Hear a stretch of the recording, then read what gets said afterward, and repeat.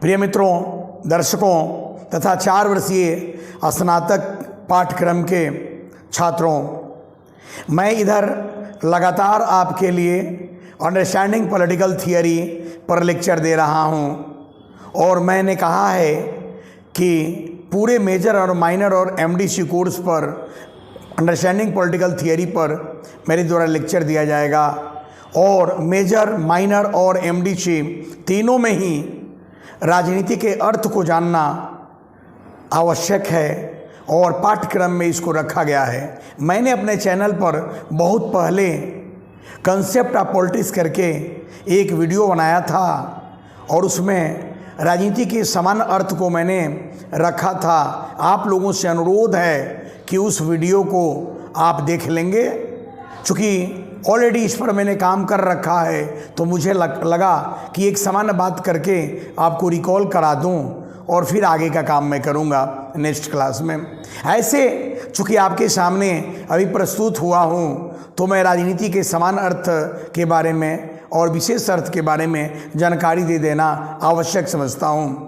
आप यह जानते हैं कि राजनीति विज्ञान का केंद्रीय विषय, महत्वपूर्ण विषय, अनिवार्य विषय राजनीति है, लेकिन आप साथ साथ यह भी जानते हैं कि यदि राजनीति विज्ञान में सबसे अधिक कोई विवादास्पद कंट्रोवर्शियल सब्जेक्ट है तो वह पॉलिटिक्स है।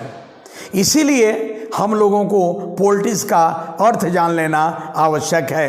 मैं राजनीति के समान अर्थ जो मेरे पूर्व में दिए गए वीडियो या लेक्चर से आप समझ लेंगे, उसके बाद एक दिन मेरी क्लास राजनीति का उदारवादी सिद्धांत होगा, राजनीति का मार्क्सवादी सिद्धांत होगा और राजनीति का नारीवादी सिद्धांत होगा, जिस पर मैं काम करूंगा। लेकिन मित्रों, आप यह जान लें कि राजनीति जो राजनीति विज्ञान का केंद्रीय विषय है, इसके संबंध में 4 प्रकार के विचार सामने आते हैं। पहली विचार समान अर्थ है, जिसको मैं बहुत बेहतर ढंग से बताया भी है आपको। समान अर्थ है। दूसरी यूनानी अर्थ है। तीसरी जो है उदारवादी अर्थ है। चौथी मार्क्सवादी अर्थ है।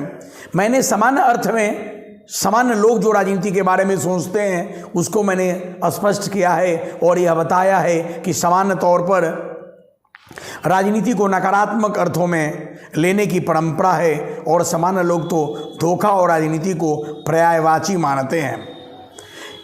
यूनानी अर्थ के अंतर्गत राज्य और सरकार के कार्यों को राजनीति की संज्ञा दी जाती है और यह भी एक संकुचित अर्थ है।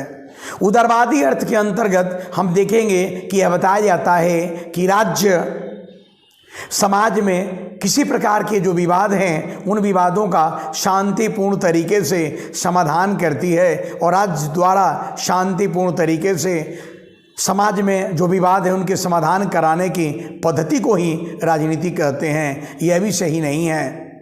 और मार्क्सवादी दृष्टिकोण, जिसका हम लोग विशद व्यापक अलग से अध्ययन करेंगे, लेकिन यहाँ आप जान लें कि मार्क्सवादी दृष्टिकोण कार्ल मार्क्स के वैज्ञानिक समाजवाद पर आधारित है और मार्क्सवादी दृष्टिकोण का मानना है कि राजनीति राज्य के कार्य हैं। कैसे कार्य?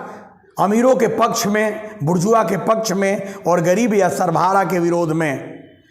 कार्ल मार्क्स भी राजनीति को राज्य के नकारात्मक कार्यों से जोड़ता है और राज्य को बुर्जुआई संगठन मानता है और कार्ल मार्क्स के द्वारा भी कहा जाता है कि राज्य हमेशा अमीर वर्गों के हित में और गरीब के विरोध में काम करता है। यह राज्य की जो दोगली भूमिका है, पक्षपातपूर्ण भूमिका है, यह राजनीति है। मित्रों, स्पष्ट है कि राजनीति के 4 अर्थ साधारण, यूनानी, उदारवादी तथा मार्क्सवादी है और चारों के संक्षिप्त रूप को अगर देखें तो सामान्य रूप में राजनीति नकारात्मक गतिविधियां जैसे चीटिंग वगैरह से संबंधित है। यूनानी संदर्भ में यह राज्य और सरकार का कार्य है। उदारवादी संदर्भ में राज्य द्वारा समाज में जो विवाद हैं उनका शांतिपूर्ण तरीके से समाधान कराने की नीति है। और मार्क्सवाद के द्वारा तो राजनीति राज्य का अमीरों के पक्ष में और गरीबों के विरोध में कार्य है।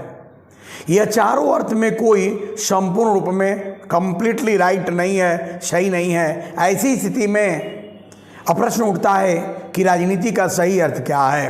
राजनीति के वास्तविक अर्थ को स्पष्ट करते हुए मैं अशोक कुमार यह कहूँगा कि राजनीति एक मौलिक, मानवीय, बौद्धिक, व्यापक, सार्वभौमिक, द्विपक्षीय या बहुपक्षीय अंतःक्रिया है, इंटरैक्शन है, जिसमें दो या दो से अधिक पक्ष अपने अपने स्वार्थ की पूर्ति के लिए एक दूसरे के साथ सहयोग या संघर्ष के आधार पर अंतःक्रिया करते हैं। राजनीति मानवीय क्रिया है, मौलिक क्रिया है, व्यापक क्रिया है, अंतःक्रिया है। विद्यार्थियों, अगर मैं कहूं कि आप यहाँ किस लिए आए हैं तो आप कहेंगे कि ज्ञान प्राप्त करने के लिए, मैं कहूँगा कि अपने स्वार्थ के लिए आए हैं। मैं किस लिए काम कर रहा हूँ तो मैं अपने स्वार्थ में काम कर रहा हूँ, प्रतिष्ठा या पैसे के लिए काम कर रहा हूँ। हमारे और आपके बीच में जो अभी अपने अपने स्वार्थ के लिए अंतःक्रिया संपन्न हो रहा है, यह भी तो एक राजनीति है। इसीलिए तो कहा जाता है कि राजनीति की मौलिक क्रिया है, व्यापक क्रिया है, मानवीय क्रिया है। आपका एक पक्ष, मेरा एक पक्ष, द्विपक्षीय क्रिया है। राजनीति शून्य में नहीं होती और जो अतार्किक गतिविधियां हैं और भावनात्मक गतिविधियां हैं वो राजनीति से परे होती हैं। विद्यार्थियों, चूंकि आपको यह बता देना था इस सीक्वेंस में अंडरस्टैंडिंग पॉलिटिकल थियरी के अंतर्गत कि हमने इस पर पहले राजनीति के अर्थ पर जो काम किया है, कंसेप्ट ऑफ पॉलिटिक्स से हमारे चैनल पर है, उसको आप देख लेंगे, बहुत स्पष्ट होंगी और मेरा एक काम भी आसान हो गया। अब मैं आपके साथ नेक्स्ट वीडियो में परंपरागत राजनीति विज्ञान की प्रकृति और क्षेत्र तथा आधुनिक राजनीति विज्ञान की प्रकृति और क्षेत्र पर काम अलग अलग कर दूंगा और फिर दोनों के बीच में तुलना कर दूंगा। तब जाकर परंपरावाद, प्रत्यक्षवाद, व्यवहारवाद तथा उत्तर व्यवहारवाद का अध्ययन करूंगा। आपसे नियमित जुड़ने के लिए मैंने आज आवश्यक समझा है कि मेरी वीडियो है भी, तब भी क्यों नहीं विद्यार्थियों को यह सूचना दे दूं।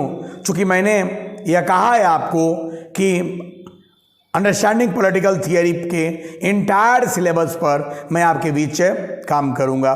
चलिए फिर नेक्स्ट हम लोग ट्रेडिशनल पॉलिटिकल साइंस का मीनिंग, नेचर, स्कोप को लेकर नेक्स्ट वीडियो में मिलते हैं। Thank you, God bless you.